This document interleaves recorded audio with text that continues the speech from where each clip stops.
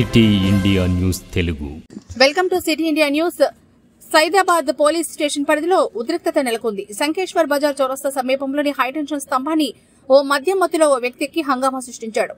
సమాచారం అందుకున్న పోలీసులు ఘటనాస్థలానికి చేరుకున్నారు. ఆ వ్యక్తిని విద్యుత్ స్తంభం నుంచి కిందకు దింపేందుకు పోలీసులు యత్నిస్తున్నారు. దీంతో అక్కడ ఉద్రిక్తత వాతావరణం నెలకొంది.